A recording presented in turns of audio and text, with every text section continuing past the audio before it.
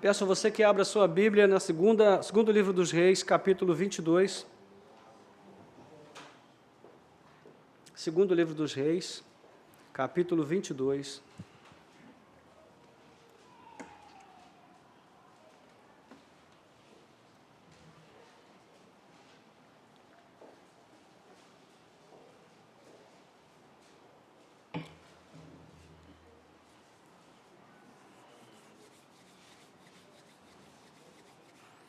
Vamos ler do versículo 8 até o versículo 10, aliás, 13, e depois eu peço que você mantenha a sua Bíblia aberta para acompanhar a exposição do texto. Diz assim a palavra do Senhor: Então, o sumo sacerdote Ilquias disse ao escrivão Safã: Achei o livro da lei na casa do Senhor. Ilquias entregou o livro a Safã e este o leu.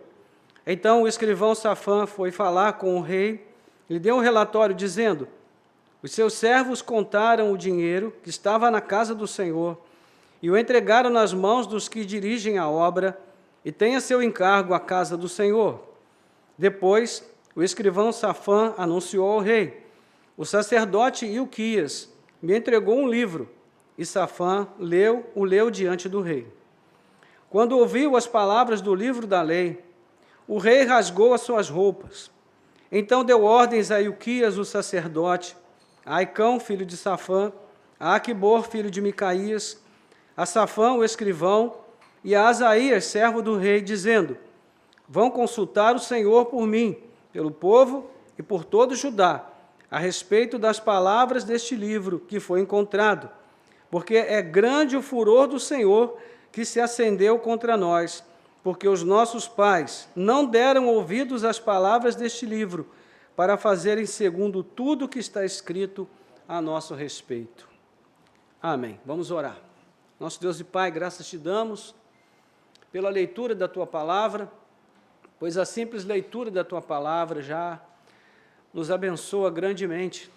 Temos o privilégio e a liberdade de prestar culto ao Senhor ainda em nossa nação. Temos a oportunidade de ter a Tua palavra em nossa língua e podemos ler e entender o que ela diz. Obrigado, Senhor. E agora pedimos que o Senhor fale aos nossos corações, abrindo as portas da Tua palavra aos nossos olhos espirituais, aos olhos do nosso entendimento.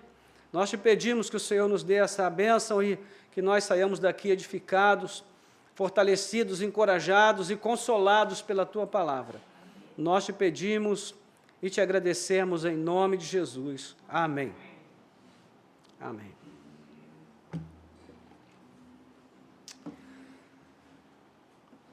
Pela segunda vez, vou citar aqui um filme que gostei muito de assistir. Já se vão 23 anos, né? E acho que muitos aqui assistiram o filme O Náufrago, com Tom Hanks, onde ele vive ali um personagem que ficou preso numa ilha por 4 anos, e ali, estando absolutamente só, uma forma que ele encontrou de manter a sua saúde emocional foi conversar com uma bola furada. Quantos viram esse filme? Quantos assistiram? E essa bola era da marca Wilson, né? Então, ele começou a chamar a bola de Wilson. E até o dia do seu resgate, o Wilson foi ali a sua única companhia. Um dia ele decidiu sair e buscar socorro, então ele construiu uma jangada, e antes de ser avistado, ele ficou um bom tempo no mar. E então, depois de uma tempestade, o Wilson acabou se desprendendo ali da jangada e foi levado pelas ondas. E a cena, ao mesmo tempo que é emocionante, triste, é engraçada, porque nesse dia ele chora copiosamente, desesperado porque as ondas levaram o Wilson embora. E é muito interessante como se ele tivesse perdido um ente querido, né? E de certa maneira ele tinha perdido, porque ele havia atribuído àquela bola furada um valor afetivo que equivalia a um ente querido, né? Um significado tão grande para ele que somente poderia ser compreendido por alguém que tivesse vivido o que ele viveu.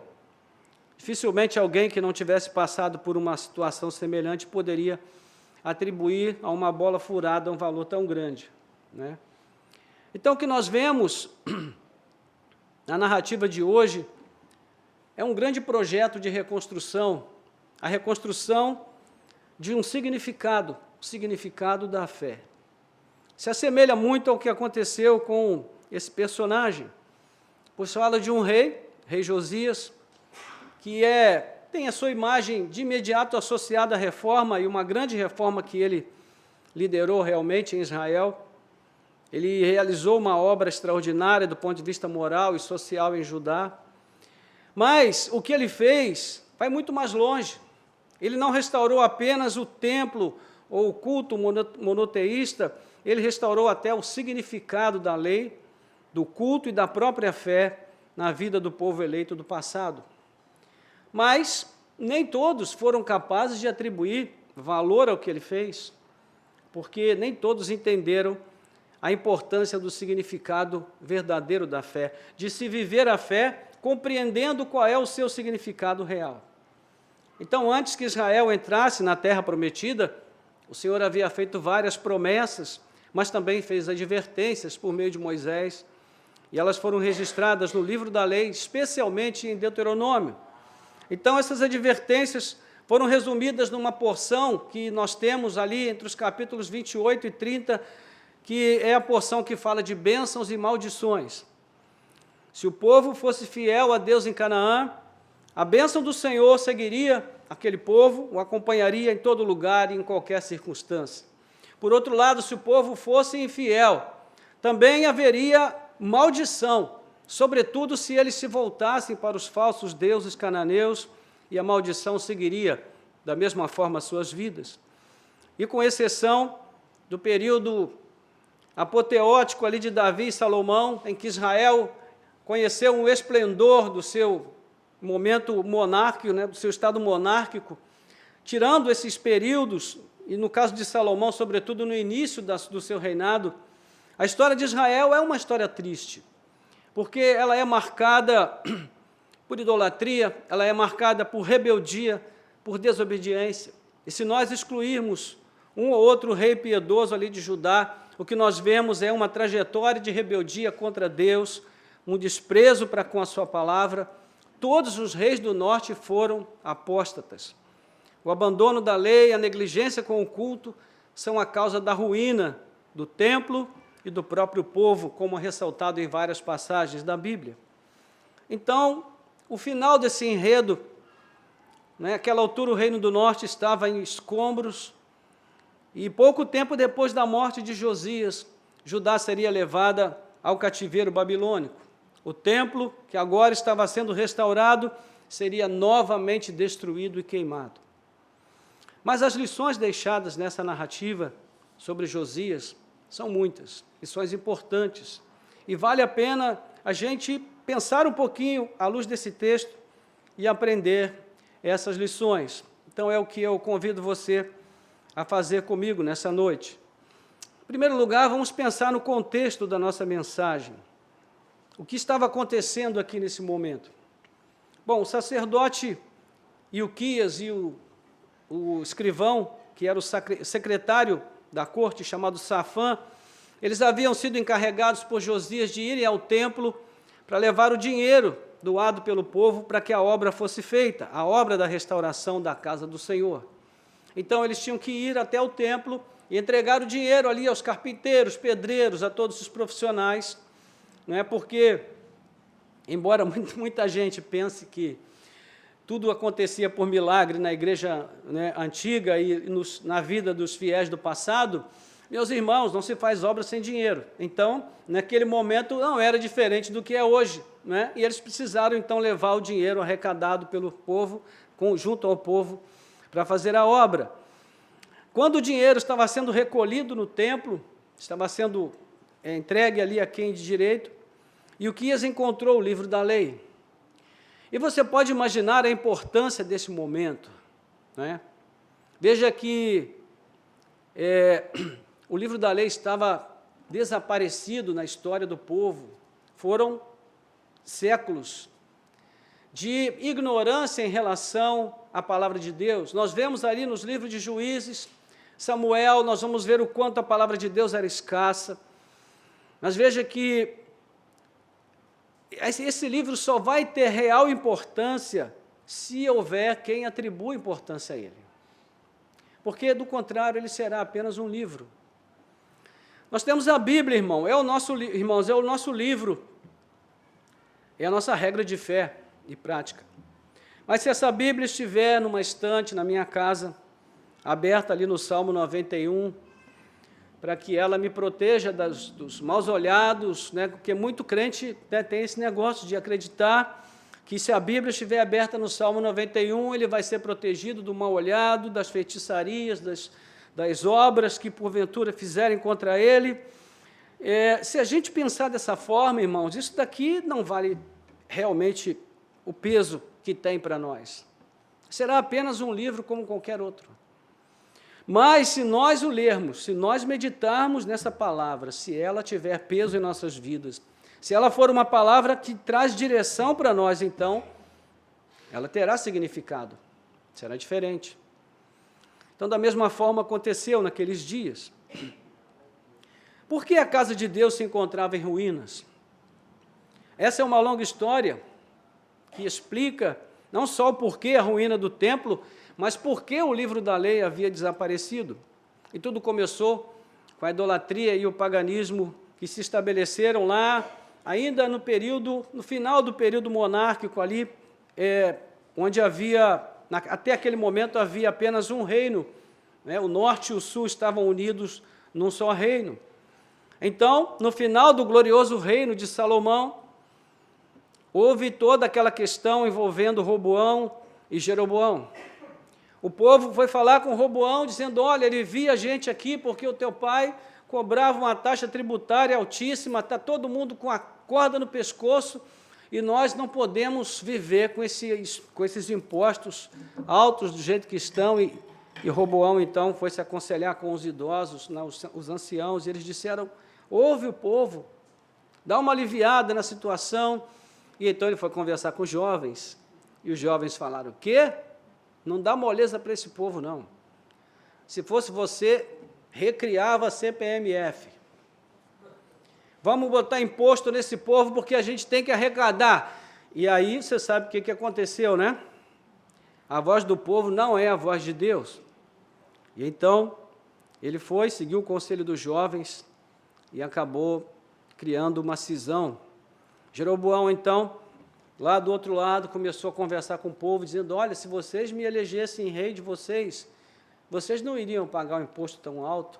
E começou a conversar com o pessoal, resumindo, as 10 tribos seguiram Jeroboão, e as 2 tribos, Benjamim e Judá, ficaram com Roboão. E daí em diante, nessa cisão, houve uma espécie de espiral descendente, vertiginosa, que vai se estender por séculos. De fato, o reino se dividiu, Roboão ficou isolado ao sul, então os egípcios vieram atacar Jerusalém, realizaram ali uma grande pilhagem no templo e levaram tudo de valor que havia para o Egito. Depois você pode conferir lá em 1 Reis 14, 25, 28, que diz, no 5º ano do reinado de Roboão, Sisaque, rei do Egito, atacou Jerusalém, levou embora os tesouros da casa do Senhor, do palácio real, levou tudo, inclusive todos os escudos de ouro que Salomão tinha feito.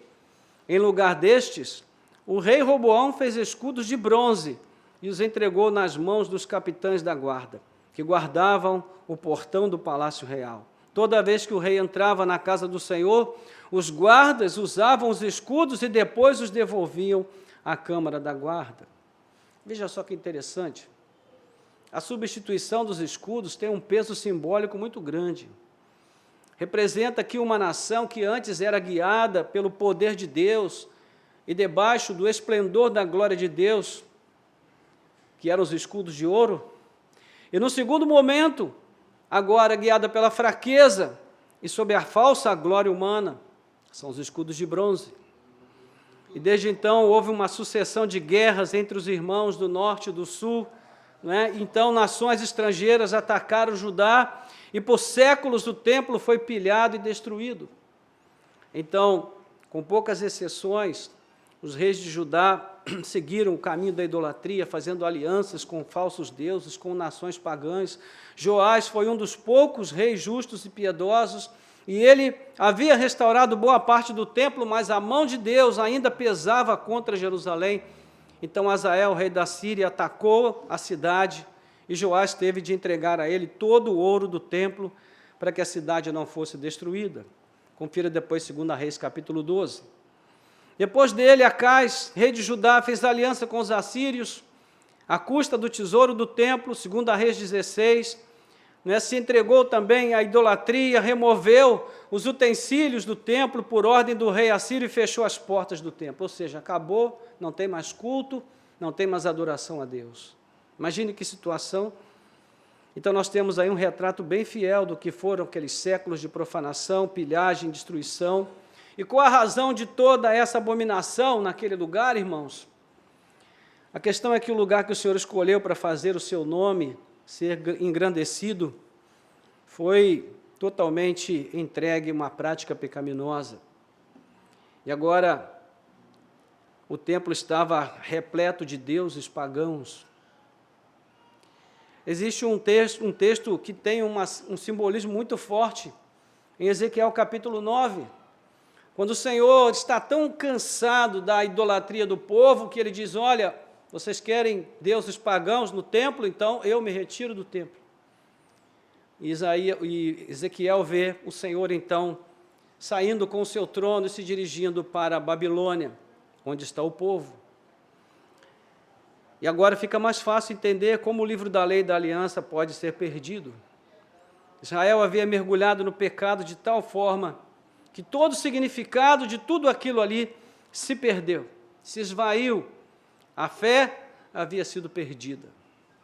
Então, agora nós temos esse quadro bem nítido diante de nós, e a história sempre se repete, irmãos. Quando nós perdemos a noção do significado da nossa fé, da nossa vida com Deus, quando nós começamos a minimizar a importância disso e passamos a terceirizar a nossa fé, ou seja, deixamos que outros acreditem de determinada maneira e nós assumimos aquilo como se fosse a nossa fé, mas sabemos que não é. Se nós deixamos de estudar a palavra do Senhor, de ter um contato constante da comunhão com Deus e com o seu povo, esse significado vai se perdendo. E agora o livro da lei havia sido encontrado. E qual foi o resultado desse achado para o reino de Judá? Alguém atribuiu importância ao achado? E para responder essas perguntas, nós precisamos observar a reação das pessoas envolvidas na descoberta. Qual foi a reação de Ilquias, o sumo sacerdote? Diz aí o texto que ele achou o livro e simplesmente entregou para Safã. Ele comunicou ao secretário da corte que havia encontrado o livro da lei. Então, quem era Ilquias? O sumo sacerdote. Ele leu o livro da lei que ele achou? Em nenhum momento o texto diz que ele leu. Qual era a mesma função dele, irmãos? Sumo sacerdote. Havia alguém mais indicado para ler o livro da lei que o sumo sacerdote? Alguém deveria ter mais interesse pelo livro da lei do que o sumo sacerdote? O livro que ficou desaparecido por tanto tempo, mas ele leu? Não leu. E por quê? Porque o sumo sacerdote, assim como todos os que tinham alguma função religiosa naquele período, estavam comprometidos com o culto às divindades pagãs. Meus irmãos, foram anos e anos a fio de idolatria. Recentemente, Manassés, um dos reis que ocupou o trono, sacrificou seus filhos a Moloque. Imagine isso. Coisa terrível. Então, a idolatria havia se estabelecido no templo como algo normal. Por isso, o sumo sacerdote encontra o livro da lei, mas não o lê. Por quê? Se conformou.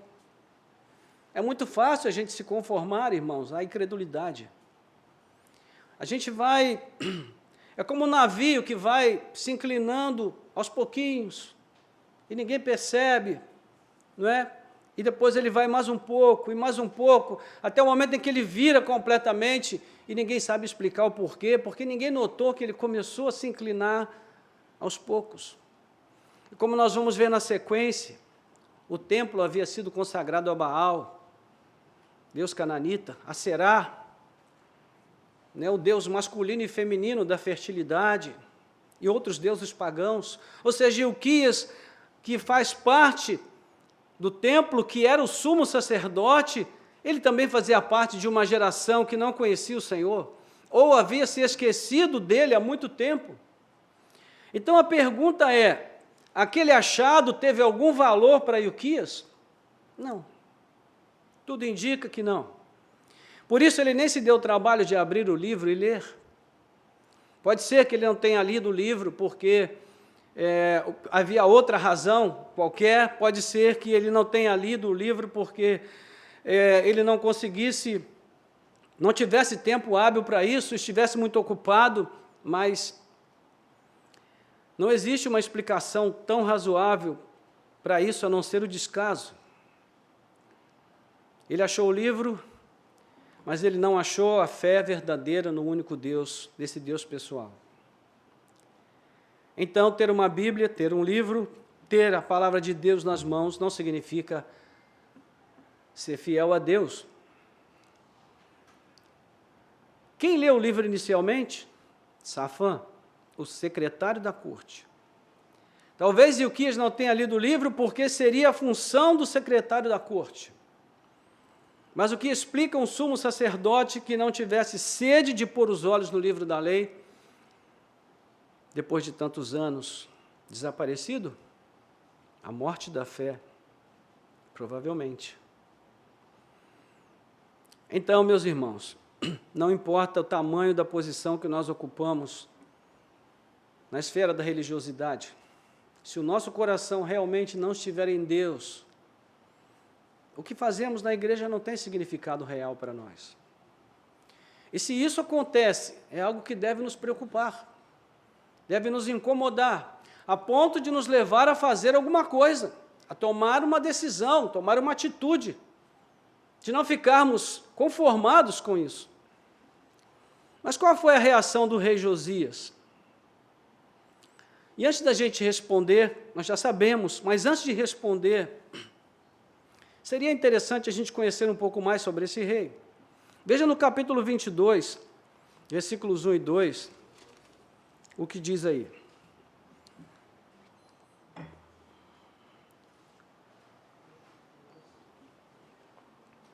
Josias tinha 8 anos de idade quando começou a reinar, e reinou 31 anos em Jerusalém.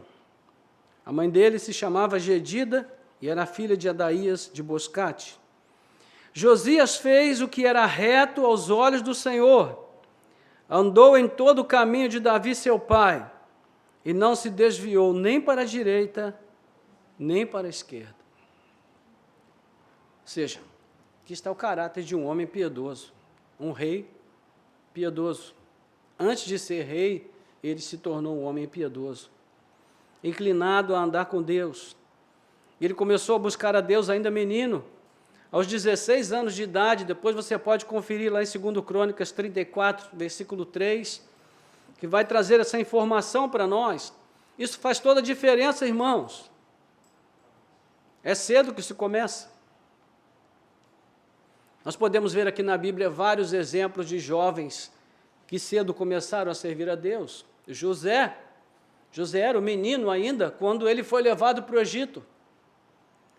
Mas ali naquela terra estranha, ele assumiu um compromisso de ser fiel a Deus. E o Senhor trabalhou na vida dele e usou a sua vida como instrumento poderoso. Você se lembra daquela menina serva de Naamã? Uma escrava, uma menina, talvez de uns 13 anos, 12 anos de idade. E quando ela descobriu que o seu patrão estava doente, leproso, o que ela fez, irmãos? Deu testemunho. Ela falou, se o meu Senhor estivesse em Israel e conhecesse o homem de Deus, certamente ele seria curado. E foi assim que ele acabou indo até Eliseu, e Eliseu deu instruções a ele, e ele foi curado. Pelo testemunho de uma menina, ele conheceu o Deus de Israel, e o texto mostra claramente que ele se inclinou para Deus, e ele disse: Senhor, me perdoa somente quando eu estiver junto com o meu chefe lá, o rei. Quando ele vai adorar no templo, eu tenho que ir com ele para segurar ele, então o Senhor me perdoa, mas o meu coração não estará lá. Ou seja, houve uma mudança na vida daquele homem, porque uma menina deu testemunho. A gente sempre acha que é muito cedo para começar, não é, irmãos? O diabo tem duas formas de enganar a gente. A primeira, ele diz assim: você é muito novo ainda. Deixe para servir a Deus quando você for mais maduro, e então você terá mais experiência e poderá fazer um bom trabalho. Agora você ainda é muito novo. Ou então ele diz: você já está muito velho, rapaz. Deixa isso para os novos, para os meninos, porque tem muita saúde, muita força, você já está velho. Desfruta agora da vida, aproveita o seu tempo. Então, muitas vezes a gente se deixa levar por essas conversas. Mas, irmãos, nunca é cedo para começar a servir a Deus. Veja, eu não estou falando dessa loucura de mini crente não, tá? Você sabe como é que é o mini crente, né? O pessoal pega uma criancinha pequenininha que não tem noção de nada, coloca aquele terno, gravata, e ensina a criança desde pequenininha naqueles jargões de crente, aquela coisa meio paranoica, e a criança acaba ficando traumatizada com muita coisa. Não tem infância. Não estou falando disso, irmãos. O que eu estou falando é que nós precisamos ensinar os nossos filhos, desde pequenos, que eles precisam dar testemunho da sua fé, que eles não devem se envergonhar de falar de Jesus, de falar que eles são cristãos, que eles pertencem ao Senhor, que a vida deles pertence a Cristo. Porque se eles não aprenderem isso em criança, certamente quando eles crescerem será mais difícil. Então é importante que nós tenhamos essa preocupação de entender que nunca é cedo para começar a servir a Deus. Isso fez diferença na vida de Josias e certamente fará diferença na vida dos nossos filhos também. Ok? Isso não quer dizer que eles terão de ser pastores ou pastoras ou missionários, não tem nada a ver com isso. Mas que onde eles estiverem, eles possam dar testemunho de Cristo. Versículos 3 a 7 aí, vão dizer também que no 18º ano do seu reinado, o rei Josias mandou o escrivão Safã, filho de Azalias, filho de Mesulão, à casa do Senhor, dizendo: vá pedir ao sumo sacerdote Ilquias, que conte o dinheiro que foi trazido à casa do Senhor, o qual os guardas da porta juntaram do povo, que esse dinheiro seja entregue aos que dirigem a obra e têm seu encargo à casa do Senhor, para que paguem aqueles que fazem a obra na casa do Senhor para repararem os estragos do templo, aos carpinteiros, construtores, pedreiros, e que comprem madeira e pedras lavradas para reparar os estragos do templo. Mas não é necessário que prestem contas do dinheiro que lhes foi entregue, porque são honestos. Josias tinha zelo por Deus. Ele tinha zelo pelo templo construído para ser a habitação de Deus. Ele levanta uma oferta, ele delega funções específicas a pessoas qualificadas e honestas, a fim de que a obra de Deus seja feita, a restauração seja bem sucedida e com correção. E ele cuidava do templo físico, e Deus o honrou, dando a ele os meios para cuidar do templo espiritual. Então, irmãos, quem disse que o cuidar do templo físico é desperdício de tempo e dinheiro?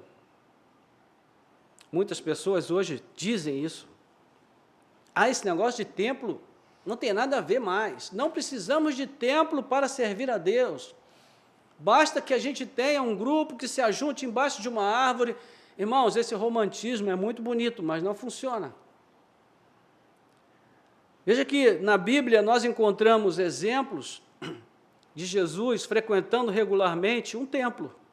Jesus nunca disse que era para a gente se reunir embaixo da árvore e não ter nenhum lugar para se reunir. Ele nunca disse isso. Os apóstolos nunca disseram. E se as pessoas se reuniam nas casas no primeiro século, é porque a igreja era uma igreja perseguida, literalmente. Dificilmente a igreja conseguiria erguer um templo. Então, esse homem piedoso, zeloso por Deus, ele tem a preocupação de edificar o templo ao Senhor. Não podemos chegar ao outro extremo, né? De fazer, como acontece em vários casos, de construir uma pia de ouro para fazer o batistério. Não. Sabemos que esse é o outro lado da questão. Mas precisamos sim cuidar bem do templo do Senhor, da casa onde o povo de Deus se reúne. Sabemos que Deus, Ele não habita nesse edifício, mas quando nós nos reunimos aqui, esse lugar vira a casa de Deus. E é aqui que nós nos reunimos para prestar culto a Ele. Então, esse homem zeloso e piedoso reage.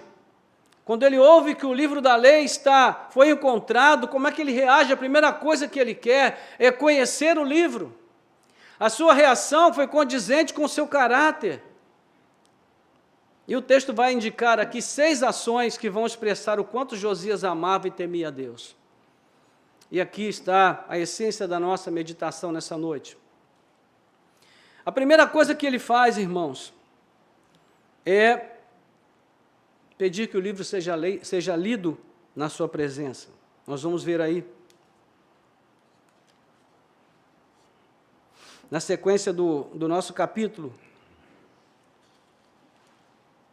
Deixa eu passar aqui, pronto. Voltei. Então, quando o escrivão Safã anuncia ao rei que o livro foi encontrado por Ilquias, ele recebe as instruções para ler o livro, e ele começa a ler o livro. E quando ele lê, qual é a reação do rei? Veja o versículo 11.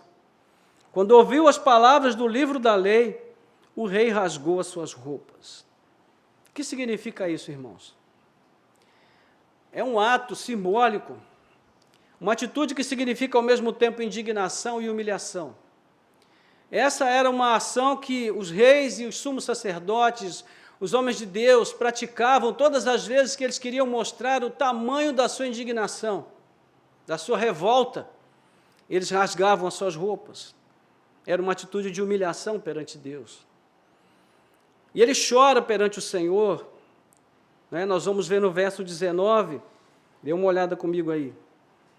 Visto que o seu coração se enterneceu e você se humilhou diante do Senhor quando ouviu as ameaças que fiz contra este lugar e contra os seus moradores, rasgou as suas roupas e chorou diante de mim, também ouvi a sua oração, diz o Senhor. Ou seja, houve um choro de arrependimento, de quebrantamento, uma dor no coração desse homem. É certo que o livro encontrado foi Deuteronômio, e o escrivão Safã provavelmente havia lido sobre as maldições que o Senhor prometeu, que viriam sobre Israel se o povo se afastasse da lei e não fizesse a sua vontade. Então Josias sabia bem o quanto a maioria dos reis que o antecederam haviam se afastado do Senhor e se voltado para os falsos deuses. E qual é a sua atitude diante disso? Ele entra nesse estado de desespero. Ele se desespera, ele chora.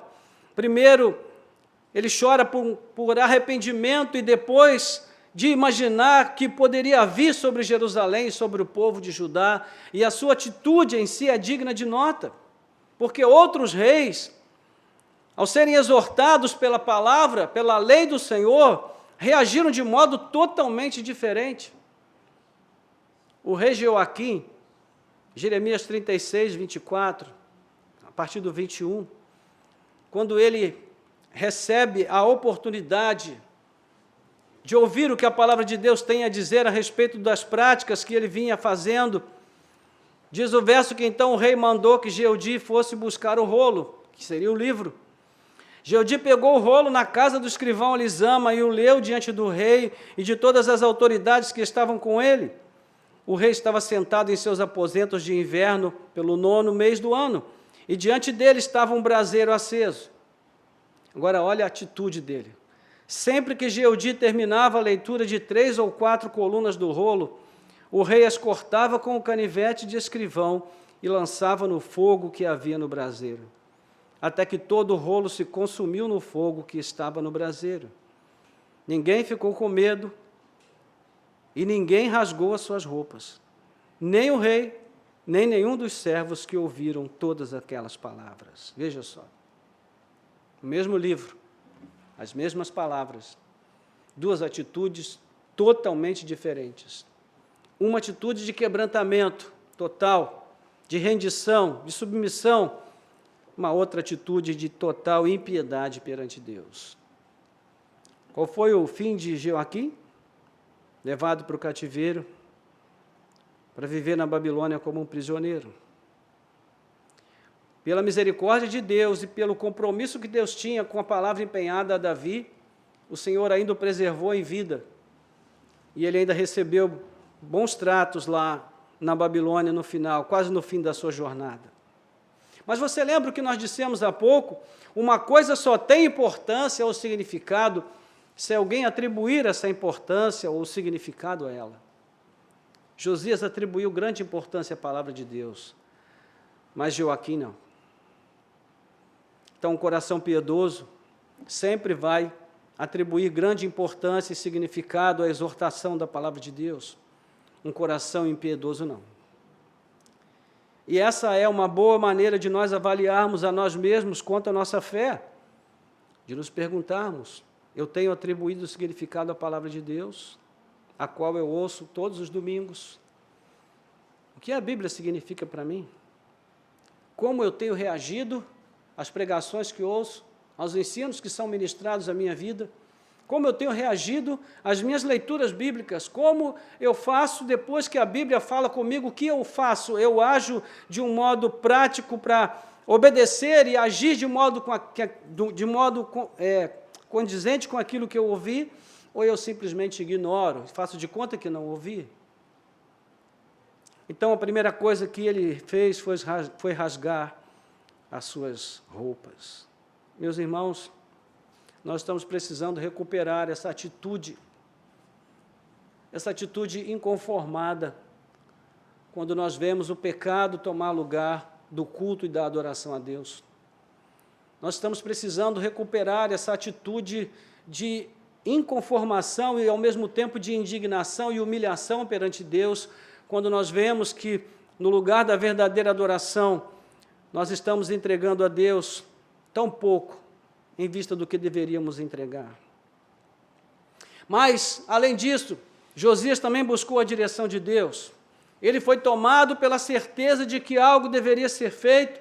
Então, aí nos versos 12 e 14, ele envia o Safã e alguns outros, até a profetisa Hilda, para pedir a ela que orasse, que intercedesse por ele e trouxesse uma palavra do Senhor. Então, o sacerdote Ilquias, Aicão, Aquibô, Safã e Asaías foram falar com a profetisa Hulda, estou lendo 14 agora, esposa de Salum, encarregado das vestimentas da casa do Senhor, filho de Tíquiva, filho de Arás. Hulda morava na parte nova da cidade, em Jerusalém, e eles lhe contaram o que havia acontecido, e ela lhes disse: assim diz o Senhor, o Deus de Israel, digam ao homem que os enviou a mim, assim diz o Senhor, eis que trarei desgraça sobre este lugar e sobre os seus moradores, a saber, todas as palavras do livro que o rei de Judá leu. Olha só. O Senhor respondeu, mas foi a resposta que ele gostaria? Não. O Senhor respondeu, mas ele disse que faria juízo, que traria juízo sobre o Judá e seria inevitável. Mas, apesar disso, ele faz uma promessa para Josias. Veja na sequência aí, verso 17. Por terem me abandonado e queimado o incenso a outros deuses para me provocarem a ira, com todas as obras das suas mãos, o meu furor se acendeu contra este lugar e não se apagará. Mas ao rei de Judá, que os enviou para consultar o Senhor, digam o seguinte: assim diz o Senhor, o Deus de Israel, a respeito das palavras que você ouviu. Visto que o seu coração se enterneceu e você se humilhou diante do Senhor, quando ouviu as ameaças que fiz contra este lugar e contra seus moradores, que seriam objeto de horror e maldição, rasgou as suas roupas e chorou diante de mim, também eu ouvi a sua oração, diz o Senhor. Por isso deixarei que você morra e seja sepultado em paz, e os seus olhos não verão todo o mal que trarei sobre este lugar. Então, levaram esta resposta ao rei. Observe que o Senhor mesmo testemunha da atitude de Josias diante do livro da aliança. O seu coração se enterneceu. O que isso significa, irmãos? Que ele acusou o golpe, que ele absorveu para si a responsabilidade por toda a transgressão que vinha sendo cometida contra a palavra do Senhor. Irmãos, esse é o tipo de reação própria de quem ama a Deus e quem ama a sua palavra. Um misto de indignação e tristeza. O coração se sente compungido, afligido pelo peso da culpa, mas não só a culpa, há também a responsabilidade, e ele sentiu que devia fazer algo a esse respeito, ou seja, Josias se colocou sob o jugo da palavra de Deus.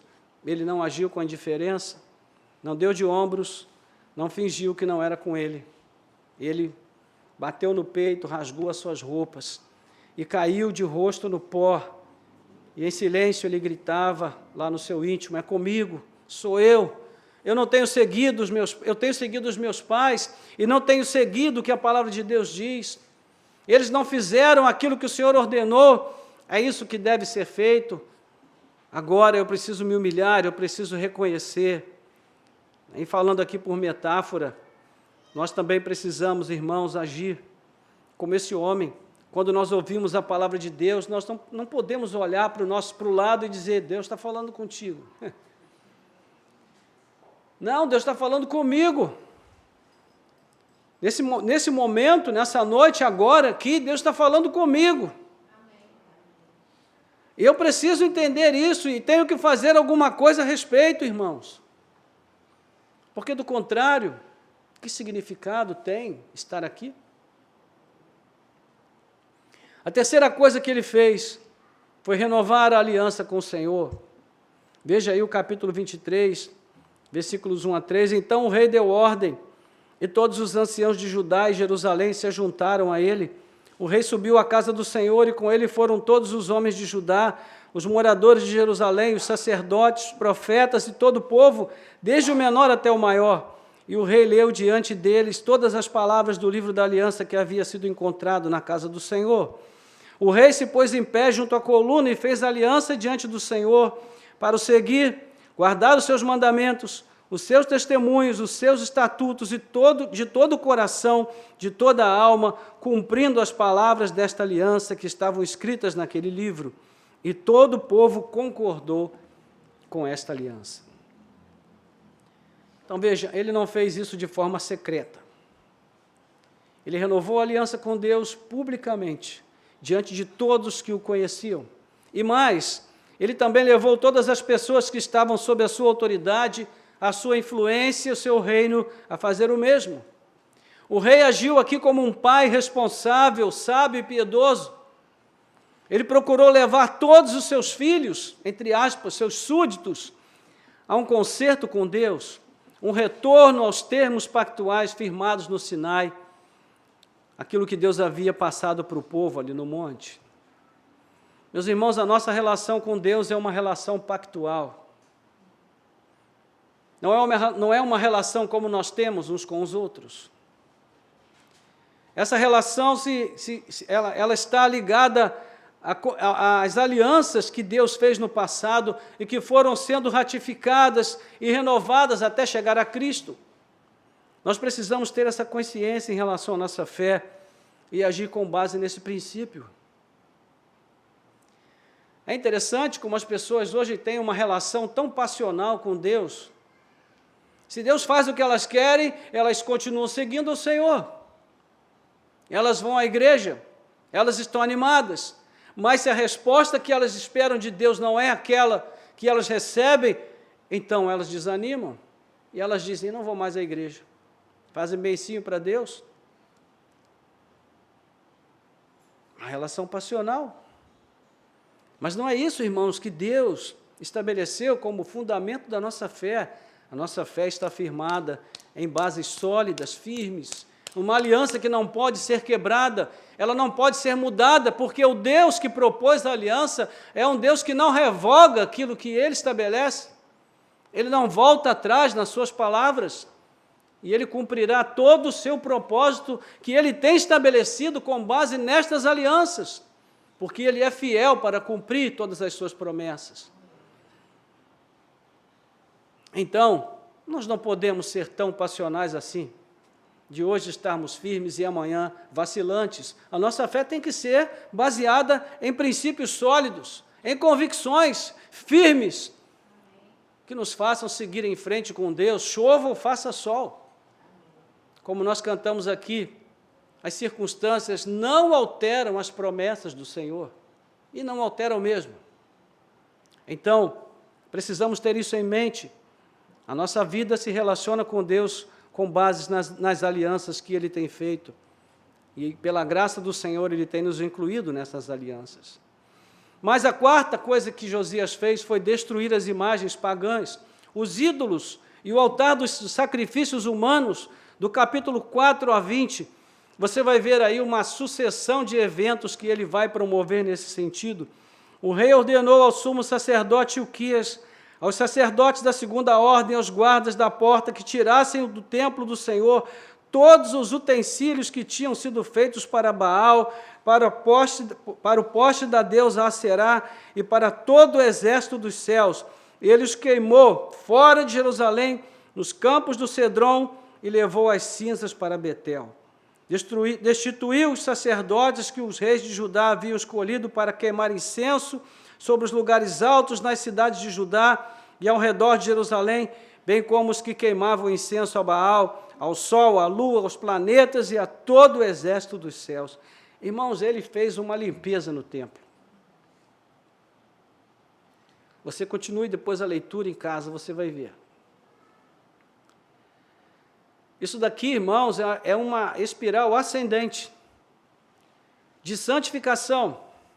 Primeiro ele santifica a si mesmo, depois ele santifica os líderes de Jerusalém e a seguir ele santifica o povo. Então ele santifica o templo de Jerusalém e sai para santificar os arredores de Judá. Se você vir aí no versículo 6, também tirou da casa do Senhor o poste da deusa Aserá, que levou para fora de Jerusalém, até o vale de Cedron, onde queimou, reduziu a pó, e lançou sobre as sepulturas do povo simples. Também destruiu as dependências dos prostitutos cultuais que estavam na casa do Senhor. Olha quanta coisa que tinha na casa do Senhor, objeto de idolatria, de feitiçaria, tudo isso estava dentro do templo, meus irmãos, prostitutos cultuais, misericórdia. A que ponto pode chegar a nossa apostasia, irmãos? De nós convivermos com esse tipo de coisa na mais perfeita paz e harmonia. Como eu disse, isso aqui é um processo de anos, de rebeldia persistente, teimosa, e nós vemos a que ponto pode chegar. Diz aqui que ele profanou os lugares altos em que os sacerdotes queimavam incenso, desde Geba até Berseba, derrubou os altares das portas que estavam à entrada do portão de Josué, governador da cidade, que ficava à esquerda de quem entrava por ela. Imagine se Josias fizesse isso hoje em dia. Ia ser processado. O pessoal ia dizer: Josias queimou minhas relíquias, herança da minha mãe, meus deuses. Mas ele era o rei, e ele podia, ele tinha poderes para fazer isso, mas acima de tudo, ele era um homem convertido, o seu coração estava em Deus. Então, irmãos, tudo isso ele faz, ele vai de norte a sul, de Simeão a Naftali, e ele os purifica também. Nessa cruzada reformista, ele destruiu em pouco tempo anos de idolatria e prostituição ritual. Havia altares pagãos que eram da época de Salomão. Versículo 13, diz aí, se você acompanhar no capítulo 23, o rei profanou também os lugares altos que estavam a leste de Jerusalém, ao sul do monte da destruição, os quais Salomão, rei de Israel, havia construído para Astarote, abominação dos sidônios, para Quemos, abominação dos moabitas, e para Milcom, abominação dos filhos de Amon. Então veja aqui a sabedoria de Salomão. no fim da sua vida se tornou loucura. Mostrando que o homem nunca será como Deus. O homem sempre é sujeito à queda, à apostasia, é sempre sujeito à prostituição, é sempre sujeito à corrupção. Então, tudo que fosse consagrado a algum deus pagão foi destruído. O limite, a régua de Josias, estava rente ao chão. O que passar de um palmo, passa na espada. E foi assim que foi feito. Ele também pôs fim aos sacrifícios humanos que havia se tornado prática comum em Judá. Ali no versículo 10, você pode conferir. Então ele iniciou essa cruzada de purificação com apenas 20 anos de idade, irmãos. 20 anos de idade. Quantos aqui têm 20 anos de idade? Menos, né? Tem menos. Mateus tem 20? Ah, bom, eu já estava olhando desconfiado para você. Josias começou com 20 anos a fazer essa reforma. Então não é cedo para você começar, Mateus. 20 anos, irmãos. Eu acho incrível que um jovem de 20 anos tenha tomado para si uma empreitada tão grandiosa quanto essa. Extraordinário. Mas isso, meus irmãos, ocorre por um fato simples. Deus concedeu a esse rapaz, a esse jovem, tanto a maturidade quanto a inteligência espiritual para agir assim em seu nome. Deus faz isso. Deus, Ele nos reveste de capacidade quando nós colocamos a nossa vida a seu serviço. Então, depois você pode conferir 2 Crônicas 34, versículo 3 e versículo 8, vai dizer que aos 20 anos ele havia purificado o templo de Jerusalém e toda a terra de Israel. Aqui nós temos um raro, mas também claro, comparativo do que acontece quando a lei é perdida e o que acontece quando ela é reencontrada. Não se trata de aplicar uma tinta nova sobre a madeira velha. Fazer como aconteceu lá no século IV, quando o cristianismo foi tornado religião oficial, passava-se um verniz na porta, dizendo, agora sob nova direção. Não. Aqui a questão é de arrancar o que está errado, de arrancar o que está corroído, o que está corrompido, e colocar uma nova estrutura no seu lugar. É uma reforma da fé. É preciso coragem, irmãos. É preciso determinação e, acima de tudo, amor a Deus para se entregar a uma tarefa como essa. A igreja de hoje precisa de homens e mulheres dispostos a reagir como Josias, à palavra de Deus, com essa paixão, com esse fogo no coração, com essa firmeza nas ações, no sentido de restaurar a fé no verdadeiro Deus. Hoje nós estamos acovardados, acomodados, dentro de uma religiosidade, muitas vezes, inoperante. Precisamos despertar, irmãos. É tempo de despertarmos. Penúltimo lugar, Josias estabeleceu a celebração da Páscoa, 21 a 23, aí do capítulo 23.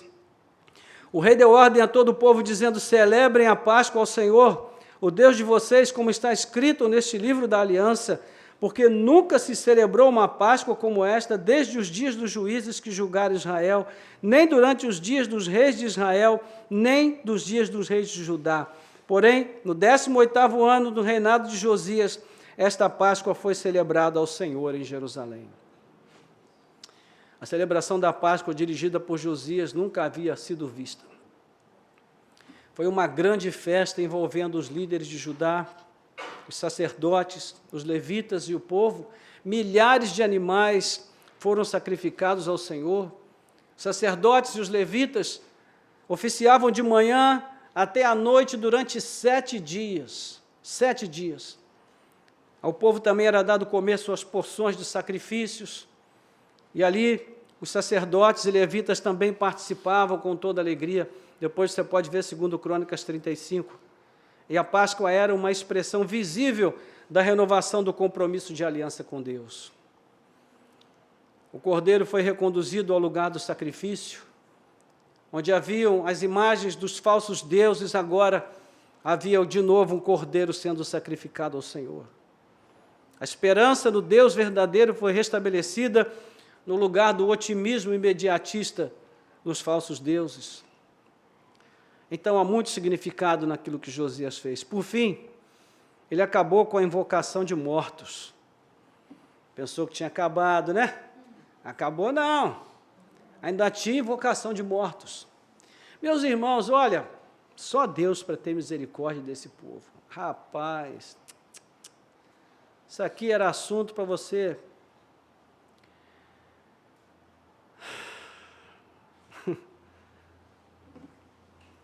sair destruindo tudo e acabando com tudo, se fôssemos nós. Deus é misericordioso. Bendito seja o nome do Senhor. Versículo 24, Josias também eliminou os médiuns, os feiticeiros, os idólatras, os ídolos do lar, os ídolos e todas as abominações que se viam na terra de Judá e em Jerusalém para cumprir as palavras da lei, que estavam escritas no livro que o sacerdote Ilquias havia achado na casa do Senhor. Antes dele, não houve rei que fosse semelhante e que se convertesse ao Senhor de todo o coração, de toda a alma e com todas as forças, segundo toda a lei de Moisés, e depois dele nunca se levantou outro igual. Extraordinário, né, irmãos? A piedade de Josias não deu descanso a ele, enquanto não pusesse fim a toda forma de abominação contra o Senhor, ele não tinha descanso. O que ofendia a Deus, o ofendia pessoalmente. Além das suas obras de piedade, a Bíblia também chama atenção para as obras de misericórdia que ele praticou, depois você pode ler em 2 Crônicas 35, 26. Então, na prática, o que nós vemos aqui é que Josias fez com que a ira de Deus tivesse lugar na sua vida. Ele foi tomado de um senso de justiça tão grande, que enquanto ele não expurgou toda abominação do lugar que pertencia ao Senhor, ele não se deu descanso. Então, já a caminho de concluir, a essência da mensagem que fica para nós, irmãos, é a seguinte: o que Josias fez efetivamente? Ele tomou aquele livro da lei, o abraçou e ele disse: eu vou praticar o que está escrito aqui. Eu vou viver de acordo com essa palavra e eu vou fazer tudo o que Deus manda ser feito e que os nossos pais não fizeram. Essa deveria ser a mensagem ao remanescente após o exílio babilônico. Perseverem em servir ao Senhor, perseverem em seguir a sua palavra. A pergunta é: Josias mudou a Deus com a sua piedade, irmãos? Ele mudou a Deus com a sua fidelidade? Não. Deus continuou sendo o mesmo Deus com os seus propósitos. Veja aí versículos 25 a 27. Antes dele, 26 agora.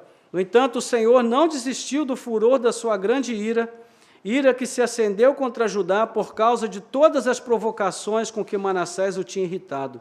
O Senhor disse: removerei da minha presença também Judá, como removi Israel, e rejeitarei Jerusalém, a cidade que escolhi, o templo do qual eu disse: o meu nome estará ali. Josias não mudou a Deus, mas ele mudou a sua geração. Ele foi uma lâmpada acesa em meio a uma floresta mergulhada em trevas e escuridão profunda. Ele fez o que Israel deveria ter feito entre as nações, ser luz, como diz Isaías 49. Josias fez isso. Mas nem só de glórias vive um homem, não é? Nem só de glórias vive um rei, se faz uma história. Nos versos 28 a 30 vai dizer que, quanto aos demais atos de Josias, não está tudo escrito no livro da história dos reis de Judá. Nos dias de Josias, Faraó Neco, rei do Egito, marchou em direção ao rio Eufrates para ajudar o rei da Síria. O rei Josias saiu para lutar contra ele, mas Faraó Neco o matou em Megido no primeiro encontro. Em Megido, seus servos o levaram morto em um carro, o transportaram para Jerusalém, onde o sepultaram em seu túmulo. o povo da terra tomou Joacás, filho de Josias, e o ungiu e o fez rei em lugar de seu pai. No final da sua carreira, ele cometeu um erro muito grande que custou a sua vida. Esse erro mostrou mais uma vez que o sucesso costuma derrubar, e derruba até mais do que os fracassos, né? Em geral, é na empolgação das vitórias que os reis baixam a guarda e acabam dando ocasião para o contragolpe, são derrubados do seu lugar. Aconteceu com Davi, aconteceu com Salomão e com todos os reis de Israel e Judá. Com Josias também não foi diferente. Se você vir ali o relato, 2 Crônicas 35, 20 a 24, você vai ver que fica bem claro ali que ele cometeu um erro grande de achar que Deus só falava com ele, e talvez ele não tivesse a noção de que nós temos da soberania de Deus, mas ele ignorou a voz de Deus, né, que havia determinado que aquele movimento do faraó, o rei do Egito, fazia parte dos planos de Deus. E a Babilônia costumava ser um aliado de Judá, pelo menos era o que ele imaginava. Então, é provável que, sabendo que o inimigo contra o qual o faraó ia lutar ao lado da Síria era a Babilônia, Josias quis confrontar o faraó para fortalecer a aliança com os babilônios. Mas o Senhor havia advertido a Israel desde o início: não façam aliança com povos estrangeiros. Êxodo 23, 31, 32. Mas mesmo com esse fim trágico, o testemunho positivo de Josias prevaleceu e ele se tornou um símbolo de um rei piedoso que teme ao Senhor e anda nos seus caminhos. Até o profeta Jeremias compôs uma lamentação em homenagem ao rei Josias, segundo Crônicas 35, 25. O que significa que o testemunho desse homem ainda impactou muitas gerações depois dele. Meus irmãos, o que nós podemos deixar de legado nesse mundo não são os nossos diplomas, não são os nossos bens, a riqueza que porventura nós tenhamos ajuntado nessa vida. O maior legado que nós podemos deixar neste mundo é o nosso testemunho de fé, é o testemunho do nosso compromisso com Deus, porque é isso que vai impactar positivamente a vida das pessoas. Veja que nós vamos ver no livro de Hebreus, capítulo 11, o testemunho falando a respeito do sangue de Abel, onde o autor diz que o sangue de Abel até hoje fala, até a época do autor do livro.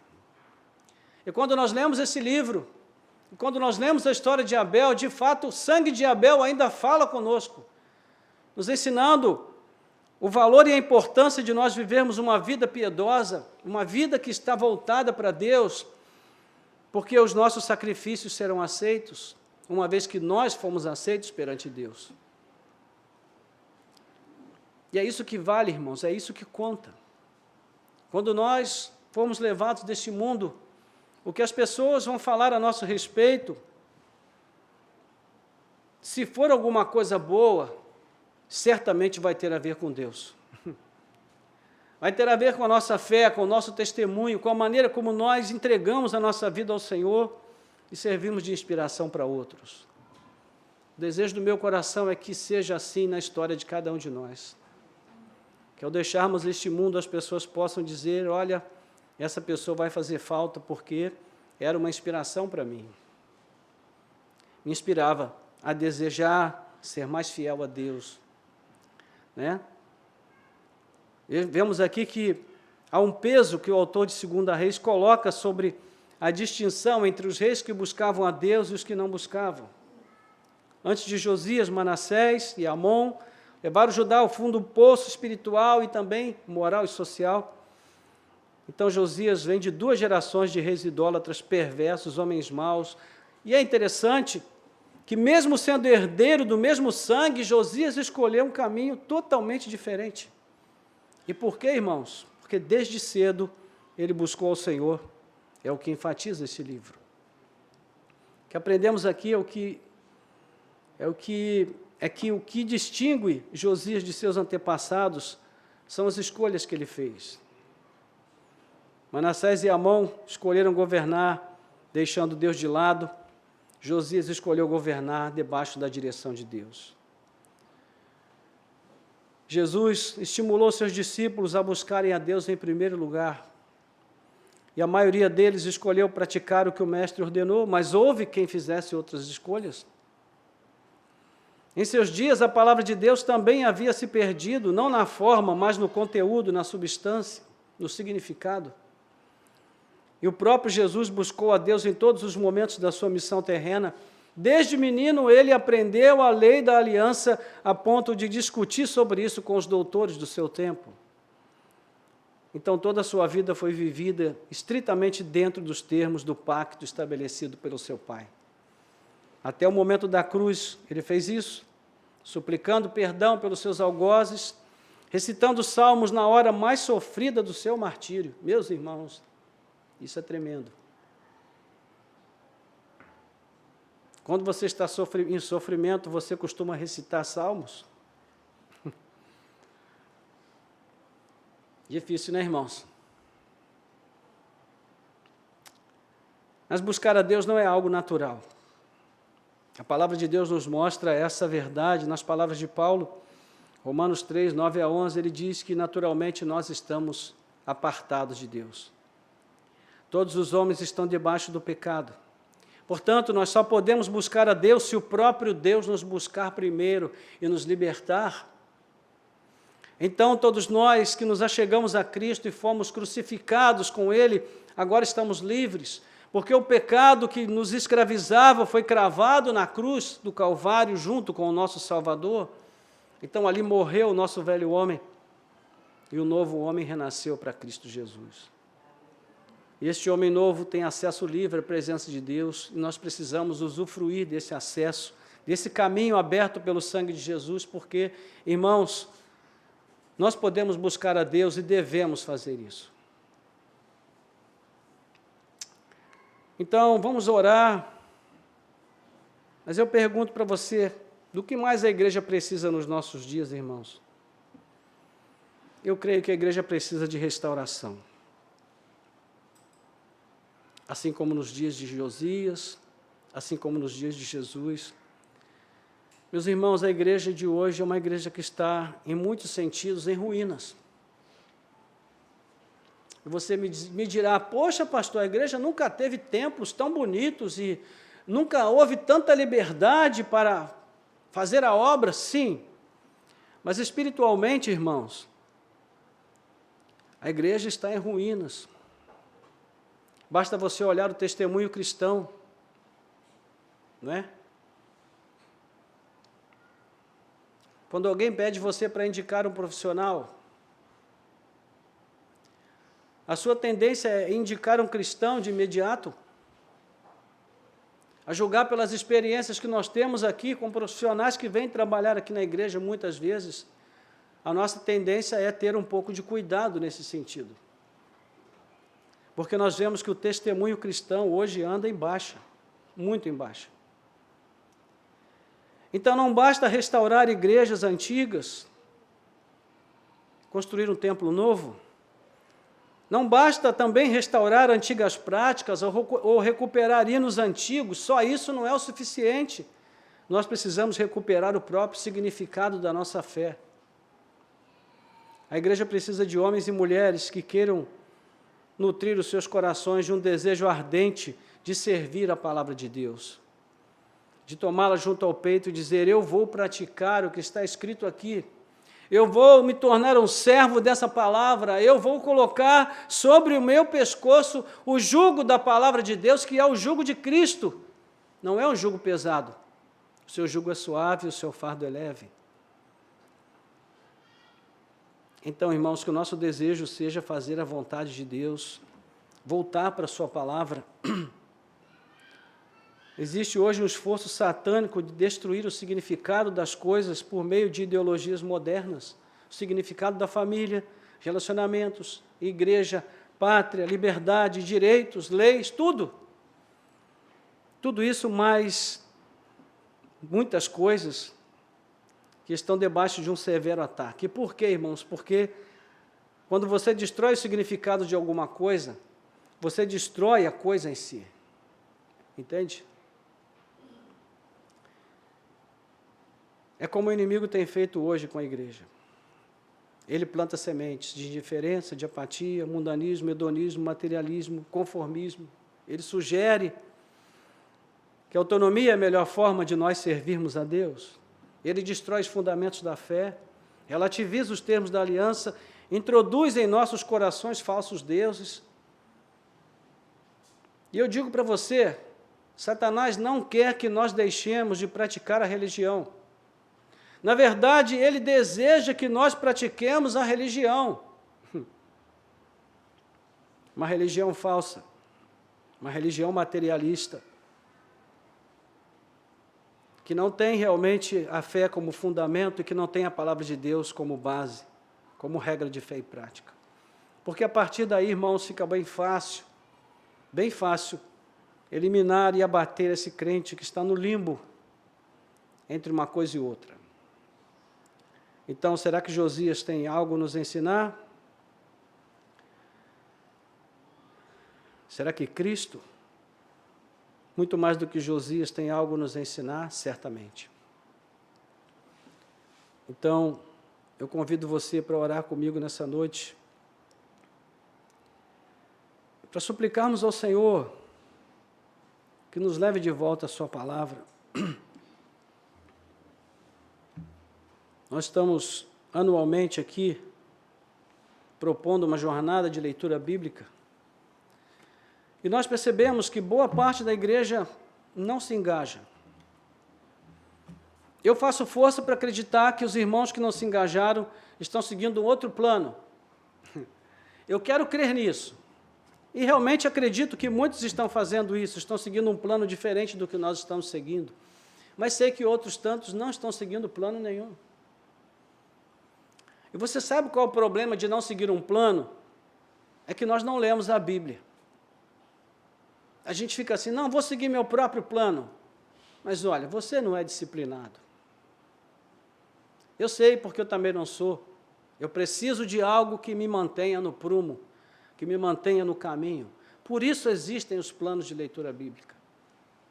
A nossa leitura precisa ser diária, sistemática, e nós precisamos ler a Bíblia contra nós e não a nosso favor. Essa história da gente ficar procurando na Bíblia como na caixinha de promessa, vou procurar aqui uma palavrinha que me dê força para hoje porque eu estou enfrentando um problema. Meus irmãos, o Senhor está sempre conosco. Cristo está presente nas nossas vidas todos os dias, porque Ele disse que isso ia acontecer. Então, nós não precisamos de uma palavrinha para nos ajudar a viver o dia, porque Cristo nos fortalece. O Seu Espírito nos dá forças, Ele nos sustenta nas Suas mãos.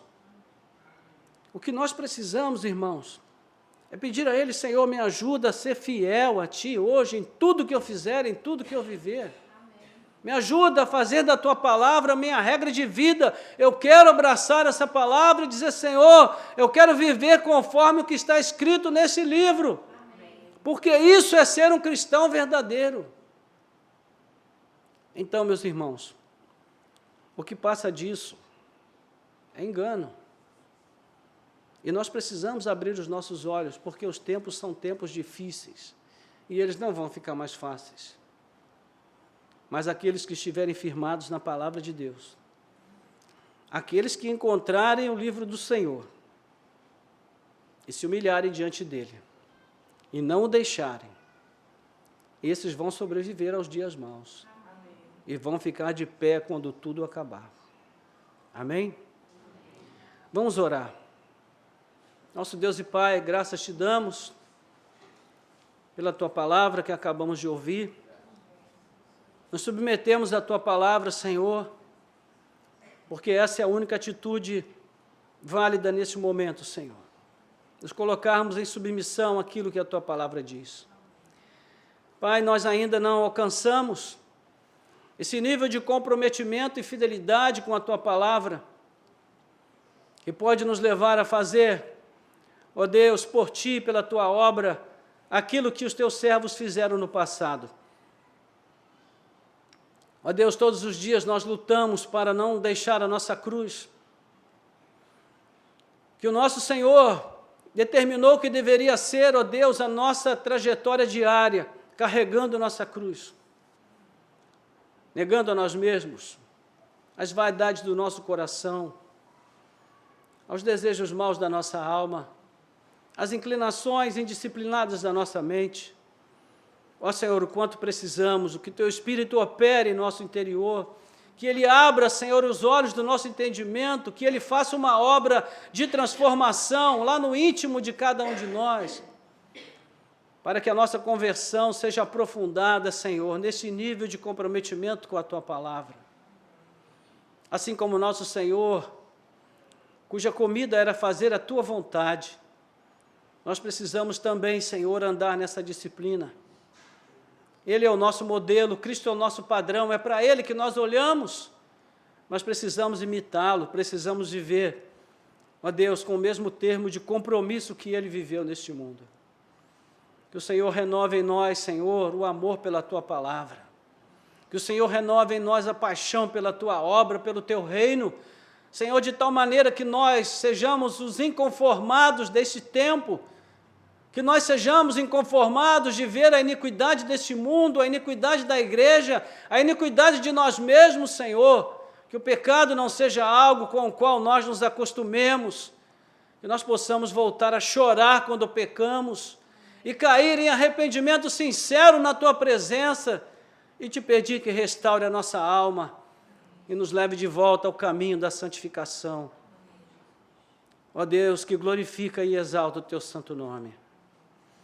Pai amado, em nome de Jesus, capacita-nos, Senhor, para que nós possamos rasgar as nossas vestes diante da iniquidade, que nós não nos conformemos com a iniquidade.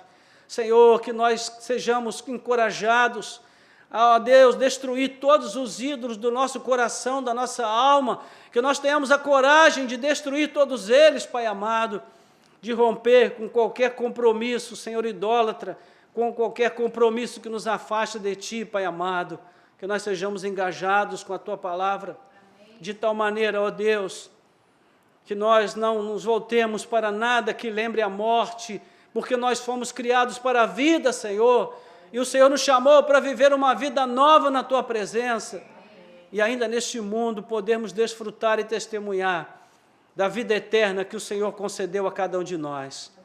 Então, meu Deus, encoraja-nos e capacita-nos desta forma, para que nós vivamos uma vida de triunfo neste mundo.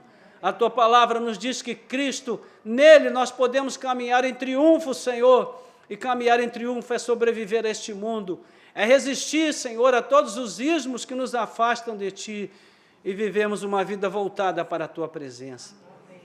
Porque a Tua Palavra diz que no mais o Senhor fará por nós. Então entregamos a Ti todas as inquietações do nosso coração, as angústias, as ansiedades, os problemas que trazem inquietude à nossa alma, tudo aquilo, Senhor, que tem roubado a nossa paz, nós queremos lançar tudo isso aos Teus pés e descansar na Tua misericórdia, na Tua fidelidade, no Teu poder, Senhor, que nos sustenta, Senhor, em todas essas coisas. Nós oramos assim agradecidos, em nome de Jesus. Amém.